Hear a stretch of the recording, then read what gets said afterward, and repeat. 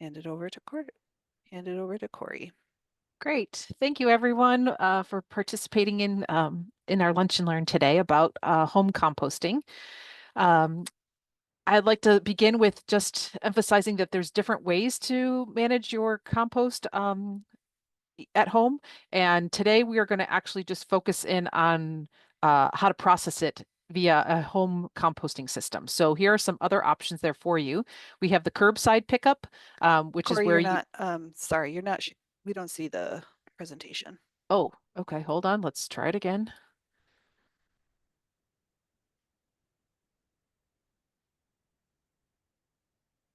Sorry about that. I thought I had it.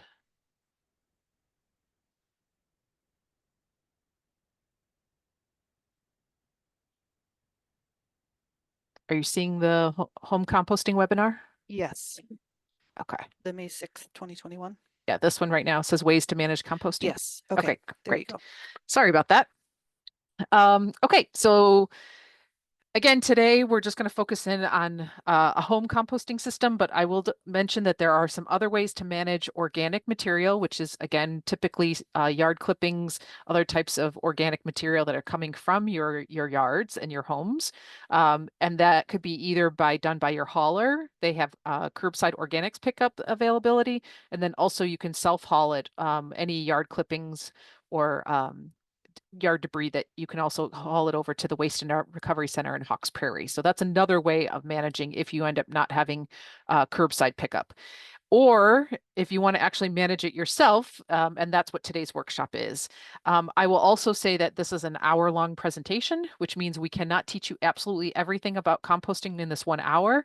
I will be giving follow-up resources and also encourage you to attend our in-person workshops, which also and also our YouTube channel, which goes into greater detail about the composting process. So today's 1 hour lunch and learn is going to be a good overview, and then I'll redirect you into some follow-up resources to get more information if you have specific questions as well. So let's get into the home composting process. And this kind of leads right into it. This is our home composting webinar I did back in 2021.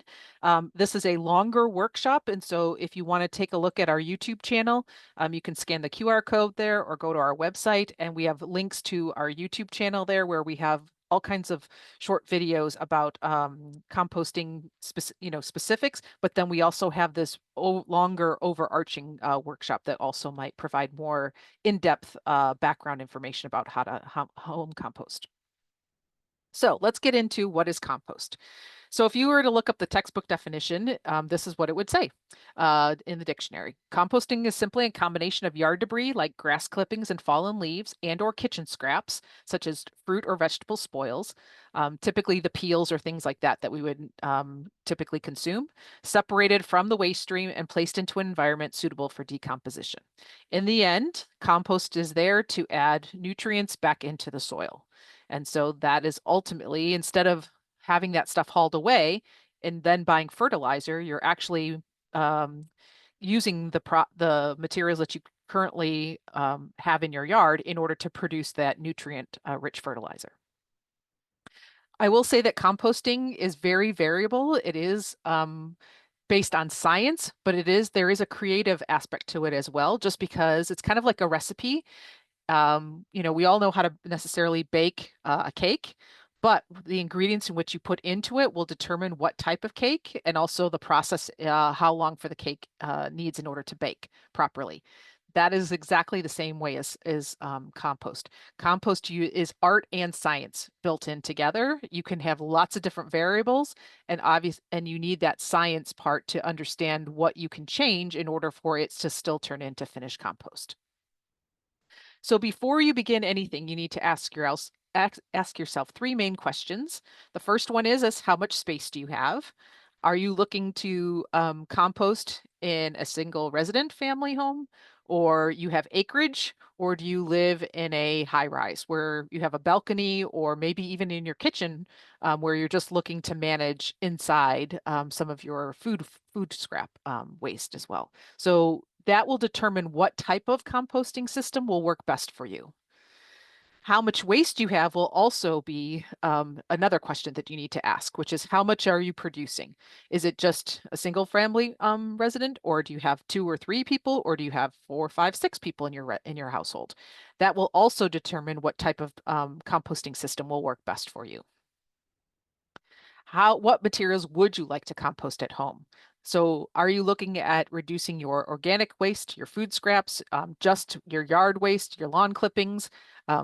You're looking at leaves, things like that, processing. So you have to figure out what all you are having available to you and what things you're trying to divert from the landfill that you want to process on site. So that's the critical piece, is kind of to do an inventory and look at what materials you have in your household that you're wanting to divert from the landfill. So here are a few things that you can compost at home: fruit and vegetable matter, yard debris and leaves, lawn clippings. If they have been treated with a weed and feed, there is a special process where you need to let them cook a little bit longer. Again, weed and feed is a product that is applied typically in the spring in order to manage weeds, but also feed the lawn. When you're managing weeds, that means there's actually a pesticide in that is killing off the weeds.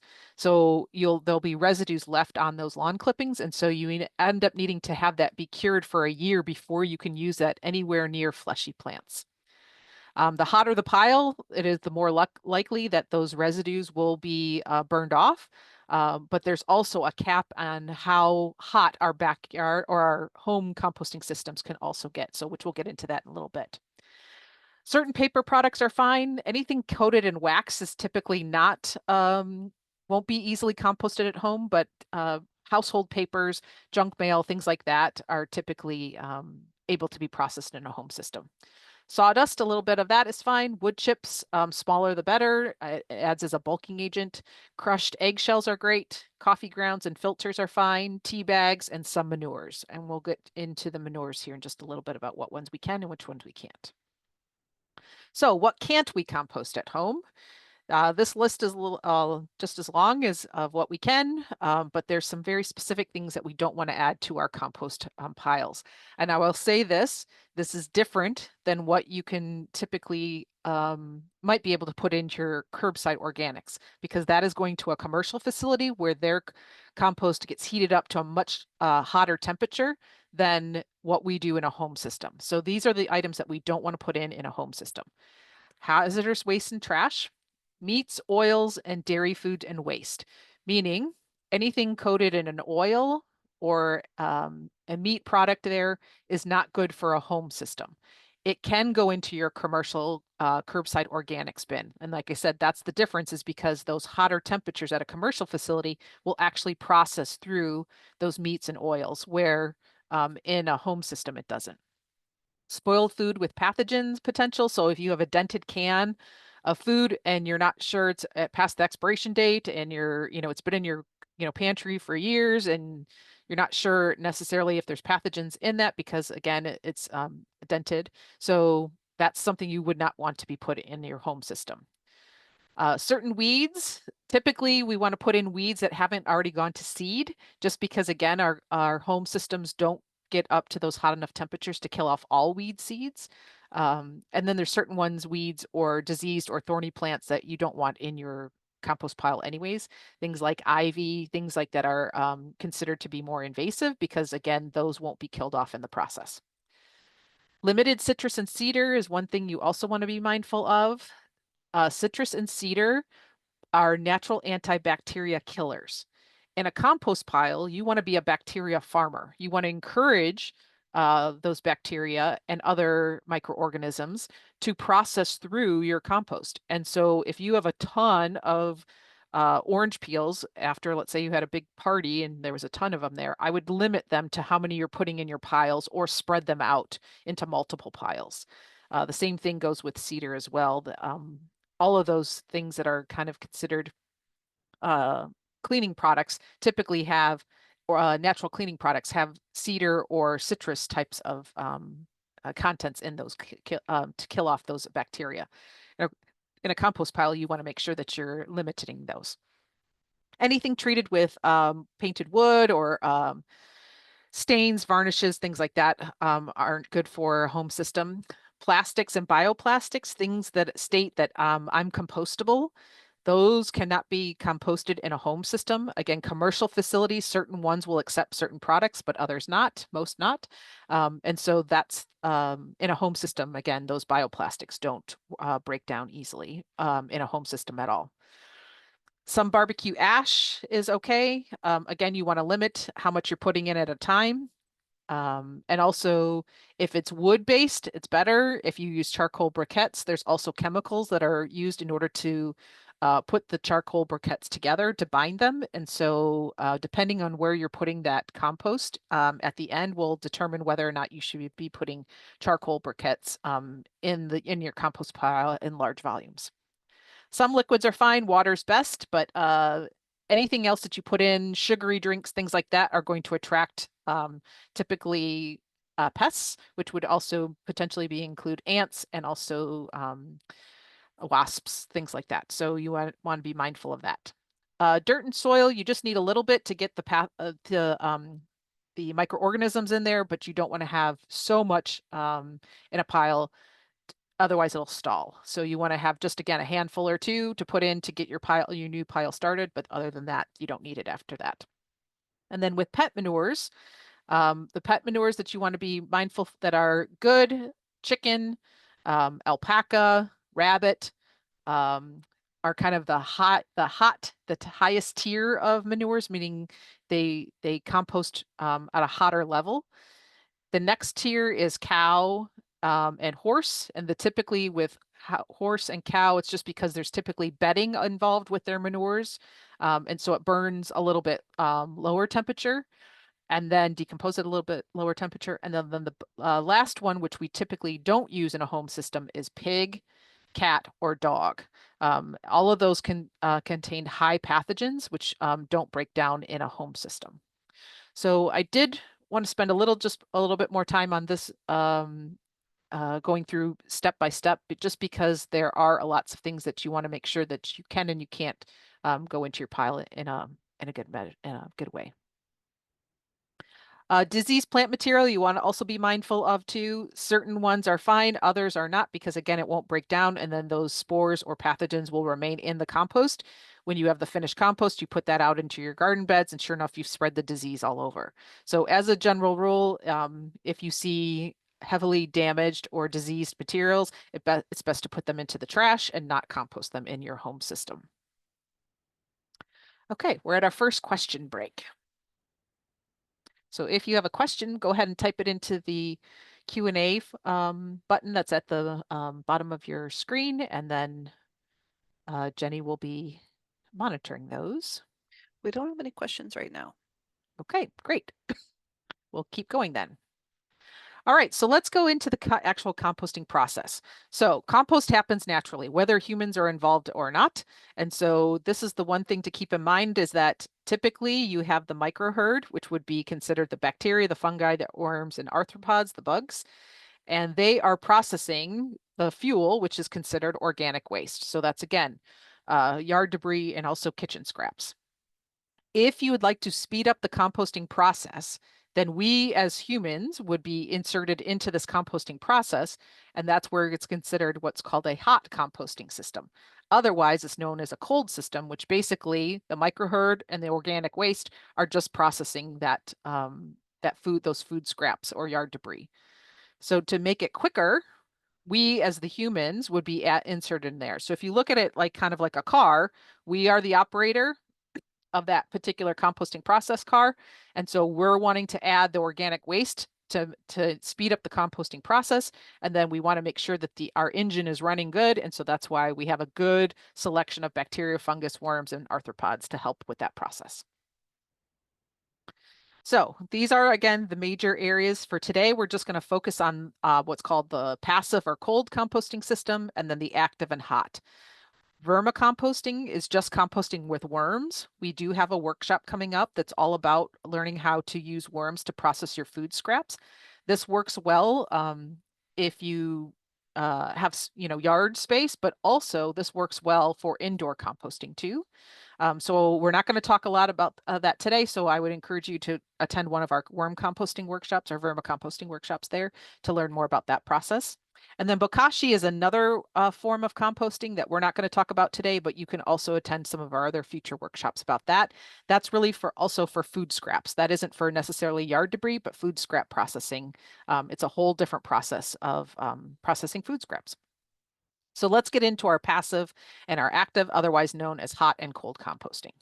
So if you're talking about cold composting, it is basically putting the yard debris like grass clippings into a pile and letting it sit there and decompose naturally. And typically that takes about 2 years to break down fully. So if we were to throw, again, what you're looking on the screen here is a pile of grass clippings there. If we were to just leave that and leave the pile there, let it be exposed to the elements, the natural rain that would fall, the air that's in the atmosphere there would then blend in with that pile. And eventually 2 years later, if we were to go into and dig in that pile, we would have finished compost.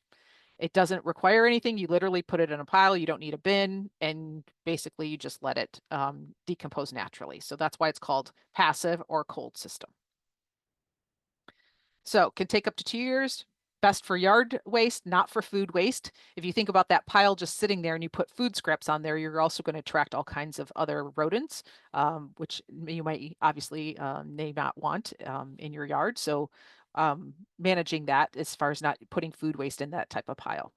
You're not restricted by a pile size. You have greater diversity of organisms because all of the nutrients from the soils have freely can move in and out of the pile. So that is a bonus part about a cold system, is that it's touching the soil that's right beneath it, which allows for organisms to move freely in and out of the pile.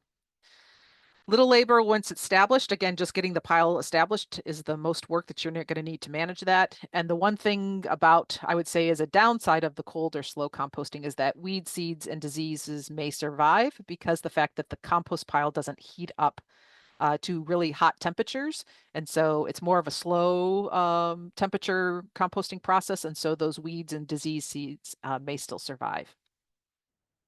And there it is again. All right, our second type is called the hot or active system. And the theory is the U plus turning of the compost pile, increased moisture will increase the rate of decomposition.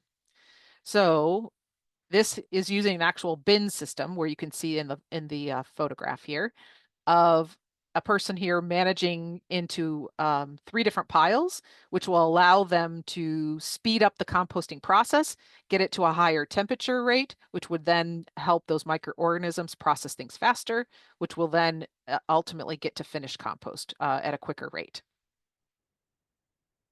Typically, we use a bin.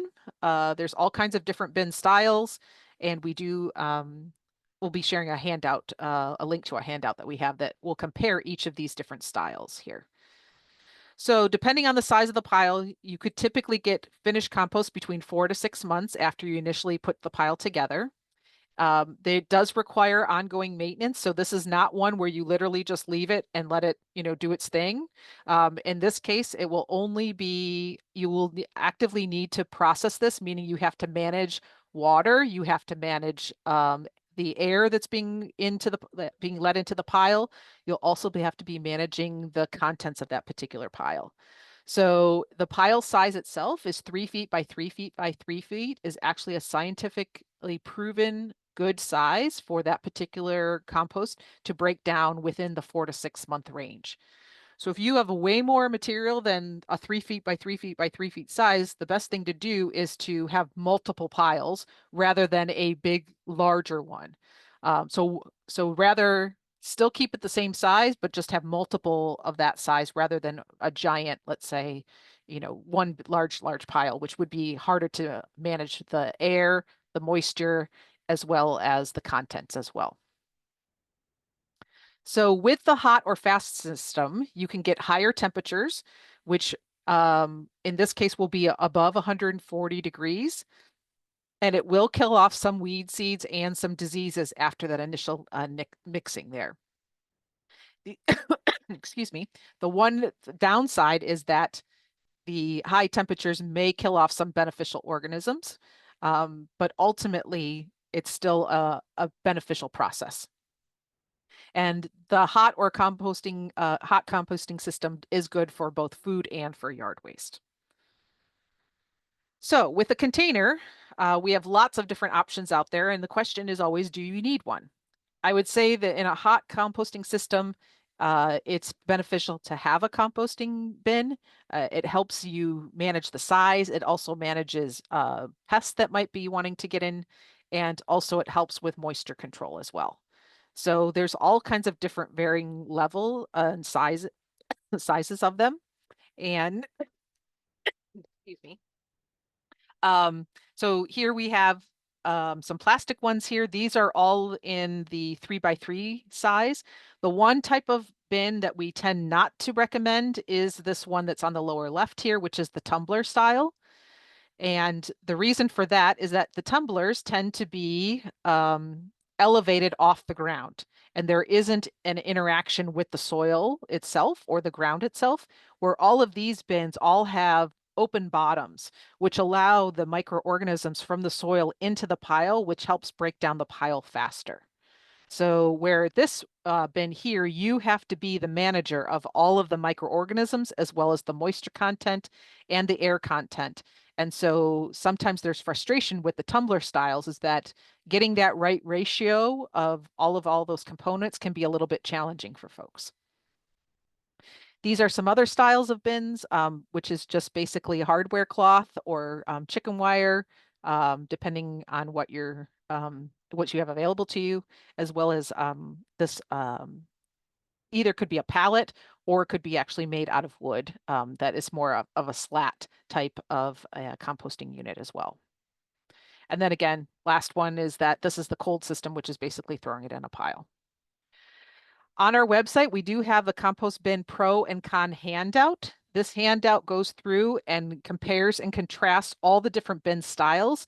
And I will say if you're brand new to or looking at starting a pile, I would review this first before you purchase anything. It goes through and lists again the pros and cons of each bin style and what might work best for you. And also, if you still have questions, please feel free to contact us. We have a question and answer email that you can email us anytime and we can provide additional resources or support for you. So like I said, if you're brand new or you're having trouble with your bin, I would check out the Compost Bin Pro and Con handout that's on our webpage. Okay, we're at question break again. Yeah, we had a couple questions come in. So what about moldy food scraps, like a nasty pumpkin? That's fine, putting it in.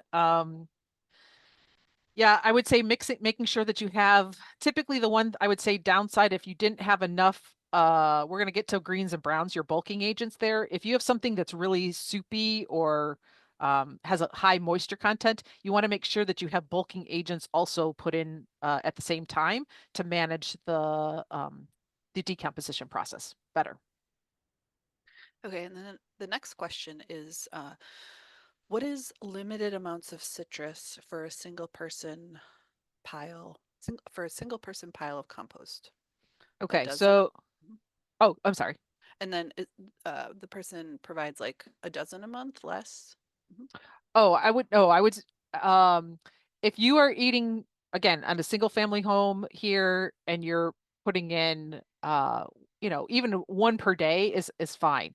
We're talking about if you had like a big party and all of a sudden you have tons of orange peels, we're talking like a party size, tub, and you're putting that in. Or for example, the ones that we see the most issues are with, homeschool where they have or home daycare centers where they have tons of kids that would be in their household where they would be eating citrus products for their snacks and then putting those into their pile on a daily basis doesn't allow them to be broken down quickly and actually stalls off the pile.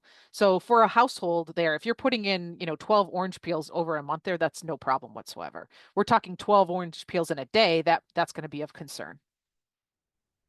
And then we had a question come in about how do I know when compost is usable and what bugs are okay and not okay? And I thought I think you're gonna cover this coming up. Yep. Okay, Yep, we're gonna get to that. okay, that's it for now.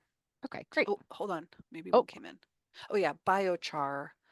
Um, They heard it can supercharge existing compost. Yes, biochar is a whole nother process. In fact, I would say look for our upcoming workshops on biochar because that yeah, that needs a whole different level of education in using that. So yes, there is beneficial. We do have a fact sheet on our website about biochar, but how to incorporate that in throughout your composting process is separate from this particular workshop. So yes, I would say encourage finding our resources there, and then I'd encourage you to attend to our upcoming workshops on that topic. That's it for now. Okay, great. Okay, so it's time to build a compost pile. So right now, spring is a perfect time to build a pile, or you're going to process the pile that you actually created in the fall last year. So you might have, for those of you that already have existing systems, this is a good time now coming up in March and April here to actually process your finished compost that has been cooking all winter long. And then that finished compost that you've now have, you're going to use that in order to put out onto your landscape beds as a fertilizer here for the spring. So typically we have 3 public demonstration gardens that we manage, and we always build our piles in the spring and the fall. And there's a couple different reasons for that, is that we tend to have the most materials in order to build during those time frames. So it's a good time to actually start a pile.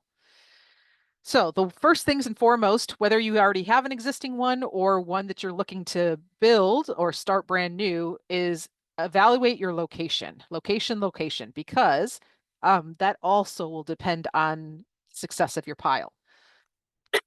So if it's by your house, um, how close to your house is one of those questions that you have to manage and decide. You want to have it close enough to the point where you're going to use it, but not have it right next to, let's say, the place where you're going to be entertaining, just because the fact that it is, depending on the system, a hot, cold, or a cold system might be not as sightly as what you want necessarily right next to where you're going to be spending a lot of downtime. If you put it too far in the back of your property, are you really going to want to be hauling yourself out there in the rain and maybe in the winter time when it's cold to put your food scraps out there? So you don't want to have it so far in the back where you're not going to be able to use it. Is it behind a fence, on your deck, inside your home? There are worm composting systems where you actually can have worm systems inside your home. So there's countertop dehydrating systems that also work. So you have to decide again what's going to be best for you. If you end up having one on the outside of your house, the number one thing, that even if the bin comes with a plastic liner layer at the bottom as a base, we encourage you not to use those and have full exposure of your compost pile to the soil beneath it, and not use those plastic bin liners so that can come with some of the bins that you end up buying commercially. And that's just allowing the microorganisms from your soil to be freely able to access your compost pile as they choose. I will say that we have, like I said before, we have on our YouTube channel a bunch of short little couple-minute videos about all these different topics. And then we have, again, these full workshops, which you can watch. The one that I will encourage you to watch is our tool safety video, which goes through and walks through all the different tools that you would need and reasons why you would need them for your compost pile, and also just some safety tips along with that for compost. Couple things to keep in mind when you're composting there is that obviously you need to have safety gear, which for us, the number one safety measure that you need to make sure that you're using is gloves. So compost, again, you're working with all kinds of microorganisms, but there's also risk for pathogens too. And so you want to make sure that you are wearing gloves to protect yourself. You'll also need things to break down, especially yard debris. So whether that be a saw, a little hand pruners, things like that can help break down the materials into smaller pieces. Also helps with a hot composting system there. You'll need, it's helpful to have a tarp and also some buckets that you can also have access to water as well. So it begins so if we're looking at the composting process, you have your microorganisms, which are bacteria, fungi, again, your insects there that are all processing the organic material. And they're kind of broken into the what we're fueling them with is actually broken into two categories, carbons and nitrogens. They're otherwise known as browns and greens. So carbons are carbohydrates for decomposers. They're known as the browns, and they provide bulk or the structure of your compost pile. Where the nitrogens, these are the proteins to build the strong bodies of the decomposers. They're considered greens, and they are the energy agents. So they're the ones that actually boost your compost pile. That's where when you first initially mix it, you're going to see this rise of temperature, and that's based on, again, the right ratio between of carbons and nitrogens. And so that boost of energy initially is provided by that nitrogen source. So here are our greens and brown lists. So if you look at our nitrogens, these tend to be more moist. So for example, that question that was about the rotted pumpkin, that would be considered, again, a nitrogen, meaning it's moist and it's something that's going to break down easy compared to, let's say, sawdust or dried leaves or straw, which is more in the carbon category. So nitrogen sources are fresh grass clippings. So basically, after you've cut the grass, those are considered fresh, not something that's been sitting on a pile for 2 years. That would be considered a carbon for the same grass clippings. Fruit and vegetable scraps, tea bags, weeds without seeds, fresh coffee grounds. Um, and you're looking at some manures, again, no pet or pig. And then some eggshells and citrus is okay. Again, just based on the volume of how many people or the situation that you have in your own household. The difference between fresh coffee grounds, which acts as a nitrogen, but if you look at the carbon list, it says sawdust, dried leaves, straw, cardboard, and old coffee grounds. And typically between fresh brewed coffee grounds and old coffee grounds is a 48-hour window, meaning I've brewed my coffee and I put those fresh coffee grounds into my compost pile within 48 hours. It acts as a nitrogen because the nitrogen there typically after 48 hours will tend to volatilize into the air. And then what happens is what's left is that coffee ground actually acts as a carbon instead of a nitrogen source. So that's the difference between if you're looking at these two lists, is that you're looking at stuff that has more moisture content to be nitrogens and things that are drier to be in the carbon. And even though they're called greens and browns, it has nothing necessarily to do with the color. It's all about the moisture content. So here is the recipe for success. So 1 green plus 2 browns, air and water equals compost. And you're wondering, well, what does that mean? 1 green to 2 browns. So that could be 1 bucket of green to 2 buckets of brown plus air and water, or 1 shovelful of green to 2 shovelfuls of brown, or 1 wheelbarrow of green to 2 wheelbarrows of brown, or 1 dump truck of green to 2 dump trucks full of browns. So it's based on volume, but it's always 1 to 2. So again, moisture filled content, you need something to balance that out. So you need 2 of whatever out, 2 of those browns in order to balance out the greens. Air and then water to make sure that you have the right moisture content for both of those is equals compost. So this is the recipe. This is what you're looking for to be successful. So we do have a video again on YouTube, greens and browns video, and also how to build a pile video where we actually have our master recycler composter volunteers show you step by step on how to build those piles. Okay, questions? Yeah, we had a question just come in. Do you have recommendations for what to do with pig manure if it is not recommended to compost it? I would contact the commercial facilities to see if they would accept it. Again, pig manures are composted on a commercial level. I'm not sure about locally if our own local composting facilities do accept that from residents. And so that would be something you'd have to investigate with your hauler. Was there anything else? Okay, moving right along then. Okay. Oh, was there anything else? No. Okay, great. Okay, building a pile. So next as far as a couple other things I just want to mention about building a pile is that one, you want to get things down into a smaller size. Um, And that's just because the smaller the size, the quicker it'll break down, especially for a hot composting system. If you're interested in the cold system, doesn't matter. Then you can put whatever size you want because it doesn't matter. It's going to take 2 years typically to decompose anyways. But for a hot system, you want to break things down so that one, they fit better into the bin if you tend to use one, but also the fact that they have less surface area, which allows them to break down quicker. So you want to break things up, bruise it up, and bash it up. So the 3 Bs is one of the things that we typically encourage when building a brand new pile. You also want to have the wow factor, which means you want to water it, and you want to make sure that you get enough oxygen into your pile so that ultimately all of those things, your contents, your water, and your oxygen will ultimately, after mixing, produce warmth. And you'll feel that. And sometimes you can actually, if you want, take a thermometer to it and actually see the temperatures rise after you mix a pile there. So those are the wow factors, making sure you have the right consistency of water, which is about the consistency of a wrung out sponge.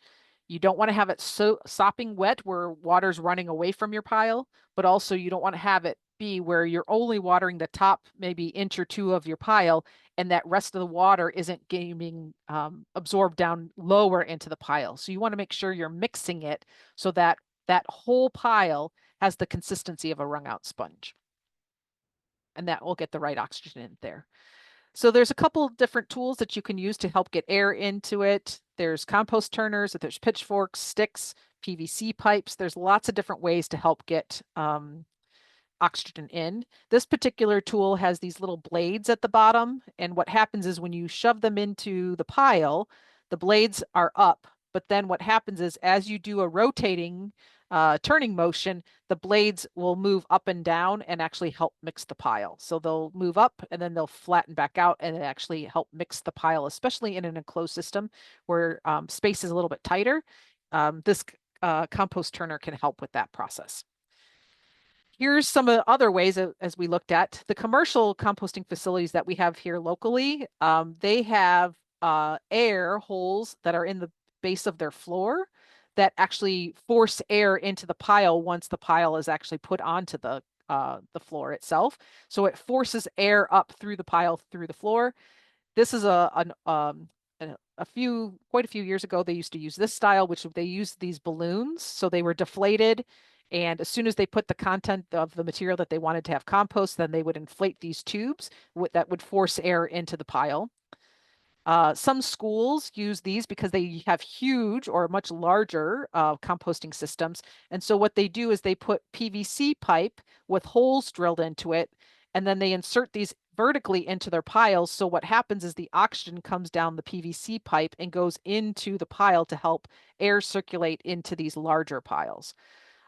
You could use this method also in a home composting system if you're doing a cold method in order to help get oxygen into those cold systems to help speed it up if you're interested in that as another method. So we do have a watering video. We also have a finished compost video that you can also watch on YouTube there. And so ultimately you're working towards is when do you know it's compost? When is it finished? And at some point, you're going to have to stop adding things to your pile to let it finish out. Because otherwise, if you constantly keep adding things to your pile, it will never fully decompose. So at some point, you're going to be like, okay, this pile here, I'm going to stop adding stuff on this particular date. And that's when after that, you're just going to be mixing it, aerating it, and keeping it moist. That's ultimately in so that eventually all of those items that were originally, let's say your food scraps and that will be breaking down to eventually what looks like brown, sweet smelling, crumbly type of finished compost, where you're not able to see the vegetable and the fruit scraps that you initially put in. They're all broken down into this product that looks like, again, finished compost. So if you look at this chart here, here's the days of decomposition, and here's the temperature. So when we first mixed, let's say we have 3 piles here. And all 3 piles we mixed on the same day. So this is day 0. And then within 10 days here, for each of the piles, we changed the frequency in which we mixed the pile. And so this is, for example, day one pile is we've mixed the pile every 3 days. If we end up mixing that pile for 3 days and within the first 10 days, you'll notice the temperature has shot up to almost 160 degrees. And then what happens is it will plateau between 10 and 20 days and eventually start to drop down once it hits 30 days here. Okay. So what happens is you had that burst of energy that allowed the pile to really start to cook.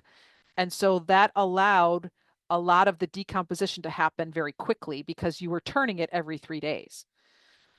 Pile B, if we did it again on day 0 here, but we only turn the pile every 10 days, what happens is you have an increase of temperature, but then it kind of plateaued out a little bit. So what you need to do at this point in order to maybe restart the pile is add some more nitrogen as a boost of energy in order to get that pile started again, turning it, watering it, aerating it, and all of a sudden that look what happened. All of a sudden then the temperature rose up again. But again, I wasn't turning it every 10 days, so it keeps on going these plateau, increase a little bit, plateau, and then eventually it's going to be a much longer process, but 50, 60 plus days afterwards. And eventually then you're going to get your temperatures where they'll come back down to within the 80 to 100 degrees and finished compost is finished there. The same process is pile C, where we only turn it every 30 days. Look what happens. The temperature raises up here, nowhere near the 160 degree temperature, and it just literally plateaus out. And this process will take much longer. It just depends on how fast you want your finished compost will determine how much time and energy you want to put into it. There's nothing wrong with a pile that takes, a much longer process for it to decompose.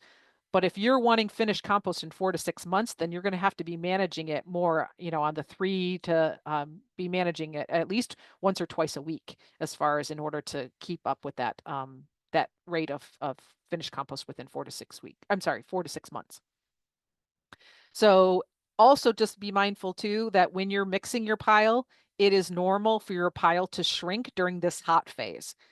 We get a lot of questions into our question answer inbox about the fact that, whoa, all of a sudden my pile was, my bin was full and now, I'm in 10, 20 days and it's half of the pile is already gone. That's the purpose of a hot pile, is that it will shrink during that hot phase. All right, so is it compost yet? This is where the indicator of what to check. Is the pile no longer heats up when you turn it? So basically you're turning it, you can't feel any heat off of it. You put a thermometer into it and it's definitely not heating up, meaning you're not feeling the temperature from there. It looks dark, crumbly, and sweet smelling.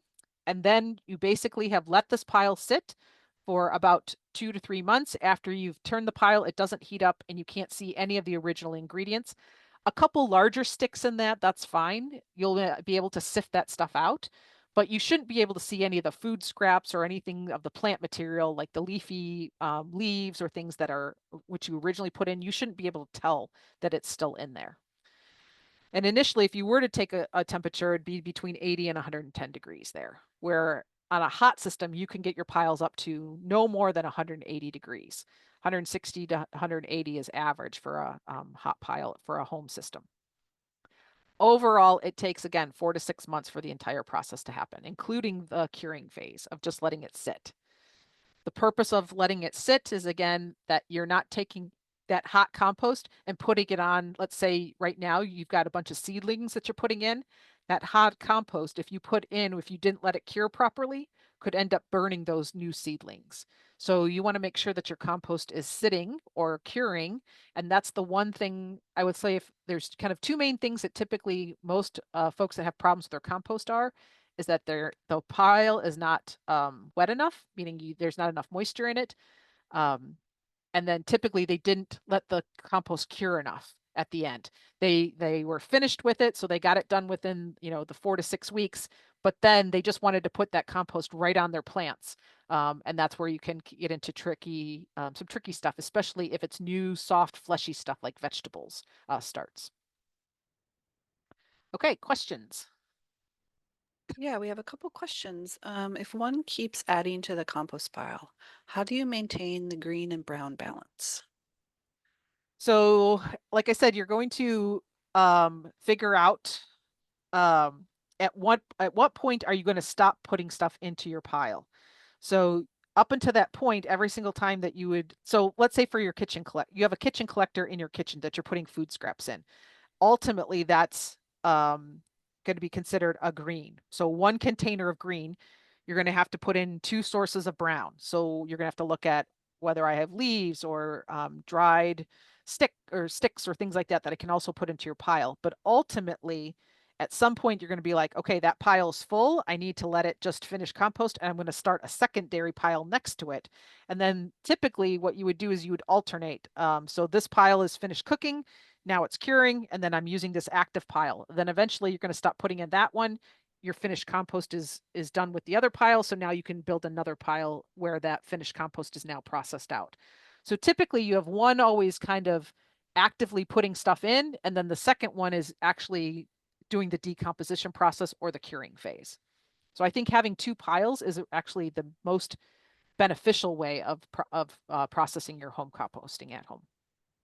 Do we have time for two more questions? Yes, because we just have a couple more slides. Do you have to water the pile over the rainy season, or is the rain typically enough to support a hot system? So in the winter time where we tend to get the most rain, or even right now, even in the spring there, you want to be mindful of you can use the natural rain that's raining into your pile. I will say that in the winter time, we can get too much rain into a pile. So typically what happens in the winter time is that we keep the lids on our piles or we cover them with tarps. And then we monitor that moisture, in the shoulder seasons here a little bit just to make sure it's not getting excessive amounts of rain. Now, come summertime, you're going to have to make sure that those piles stay watered. Otherwise, what happens is every time your pile dries out, it stalls the pile, and you're going to have to add more moisture and you're going to have to add more nitrogen to boost that pile and get it started again. And then is there a thermometer that you recommend?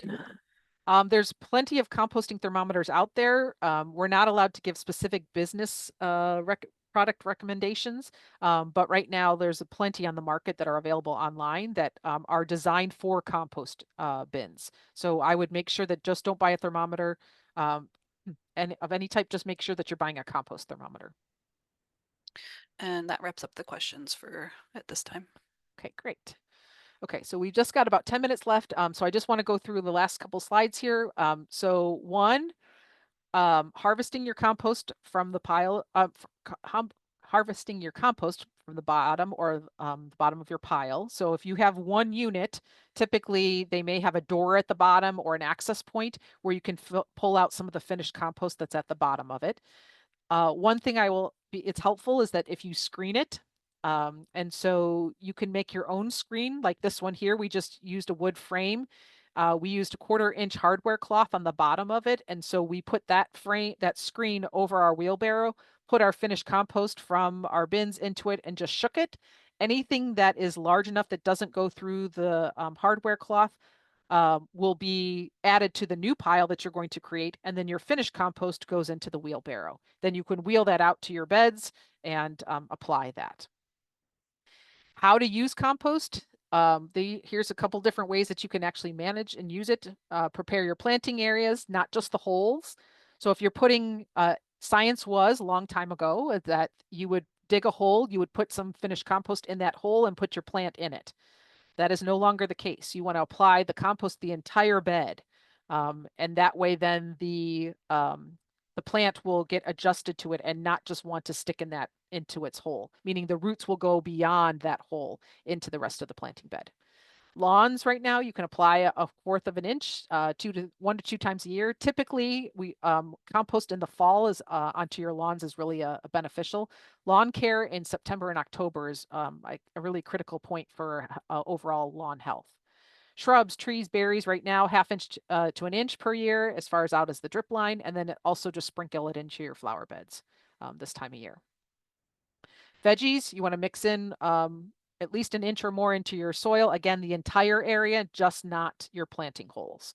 And also you can put it in your house plants. And then also if you're trying to kill the lawn, you can use cardboard and compost on top of it to provide a sheet mulching, which if you look up sheet mulching, there's a whole recipe about that. Oregon State University realized that during the pandemic, when all of us were home and there was a lot more new gardeners and new composters, the one thing they realized that people were not sure about how to actually use compost effectively. They were either over applying it or under applying it. So they created this fact sheet on how to use compost in gardens and landscapes. It is on our webpage. You can download the fact sheet from there. And I would say if you are wanting to make sure that you're using it effectively, is this handout does a great job of really looking at all the different ways that you can use it, but making sure that you're applying it properly so that you're not causing other problems by either under applying it or over applying it. So what should we be doing right now with your compost pile? I would be stockpiling your browns. Typically in the fall, we tend to have way more browns because we have leaves, we have all the dead plant material that we're pulling from our garden beds. Make sure that you've stockpiled that in the fall, and also anything right now that you're cleaning up your beds as you're applying it is making sure that you hold on to that, because typically what's going to happen is that in the summertime you're going to get a ton of green material, meaning the fresh stuff, deadheading plants, anything you're pruning, things like that, where you're going to have a ton of green, but you're going to need browns to add as that bulking agent. So right now, as you're cleaning up your spring beds, is hold on to that brown material, and then you'll have a good stockpile when you start to have all your greens as you start to process and plant your newly planted plants. Come summer, you're going to have those browns already ready to go to make your piles even better. And so we tend to bring, again, make our piles. We process the finished compost right now that we've been cooking all winter. And then we're going to start to build new piles as we're cleaning up our beds. And then they'll let them cook all summer. And then we'll process them next fall and then build new beds again in the fall. And then they'll cook all winter. And then we harvest them in the spring. So typically spring and fall are our two areas that we tend to be either building new beds or processing finished compost.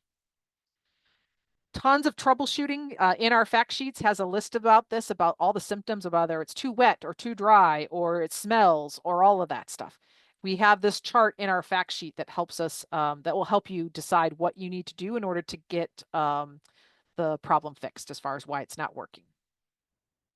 Right now, slugs and snails, I would say, is the number one. Mice and rats will come in later in the summer once you're, especially if you're putting food scraps in there. So spring, if you're doing that, you might be mindful of that. Flies typically are only in your pile when the pile's too dry. Snakes are fine. They just, most humans don't necessarily want them in their piles, but they're actually beneficial to our garden landscapes. Ants are also meaning that the pile's too dry, and spiders are good. So those are all good things as far as to have. This is what slug eggs look like right now. Mating's happening now in March and April. So just be mindful that these clusters, they look like tapioca pearls. They're gelatinous. You want to be removing those from your compost pile. Otherwise, you don't want to spread those out all over your yard because now you've got slugs all over your yard. So if you see these clusters in your compost pile, make sure you take them out and you can squish them, or you can drown them in a bucket of soapy water. And you'll end up having less slugs or snails in the upcoming season because of that. All right, questions. Let's see. Yeah, we had a question come in. Can spent used hay and straw for horses and goats be used as browns in compost piles? Okay, repeat that again, please. Yeah.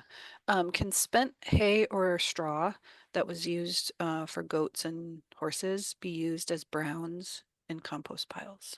Okay, I would say straw, yes. Hay, you have to be mindful of, because if the hay still has seeds in it, then you're also going to have uh, having those seeds. If you're not using a hot composting system, those seeds will still exist. So straw, yes. And yeah, yes. And as far as for horses or cows, yes, you can still process it. It just doesn't burn as hot as, let's say, chicken or rabbit or alpaca, but it's still beneficial to the composting process. And based on time, we only have a couple minutes left, so we're going to keep going here just so I can wrap up. We do have, again, a ton of resources on our web pages there, and I would encourage you to check those out. Here's our website. Again, we have our links to our YouTube channel there, our composting publications, our pro and con bin styles, our bin plans about if you want to make your own bin. We have workshop or bin plans that are also are downloadable, where you can we walk you through step by step for that, as well as our upcoming workshops and directions to our demonstration gardens there. And also, if you're interested in becoming a volunteer. This is our free composting workshop schedule.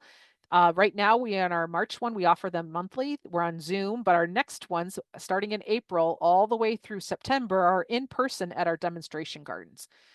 Meaning we have one at Dirtworks, which is across from Yager Park. Our closed loop park demonstration garden is at the Hawks Prairie Waste and Recovery Center in Hawks Prairie.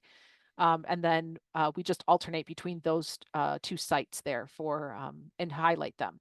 So I'd encourage you, if you really want to learn compost, come out and see us at a hands-on in-person workshop where you can actually see the process and get all your other questions answered in person.